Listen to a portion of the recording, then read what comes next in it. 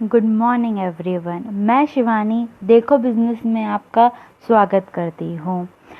आज हम आपके लिए एक नई वीडियो लेके आए हैं और इस वीडियो को देखने से पहले प्लीज़ बेल आइकन प्रेस कीजिए और ज़्यादा से ज़्यादा लाइक और सब्सक्राइब कीजिए। अगर आप ज़्यादा से ज़्यादा लाइक और सब्सक्राइब करेंगे तो हम आपके पास रोज़ एक नई वीडियो लेके आएंगे और एक नए आइडियाज़ लेके आएंगे। Thank you. ऑटोमेटिक है, फुली ऑटोमेटिक इलेक्ट्रॉनिक मशीन है। इसमें आप कम से कम 1 घंटे में 8 से 10 केजी का प्रोडक्शन कर सकते हैं।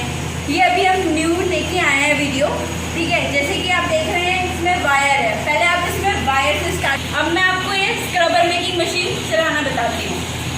पहले है स्क्रबर, ये स्क्रबर वायर।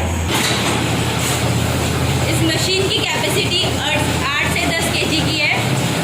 ये वायर यहाँ से लेते हुए जाएगा मशीन के साथ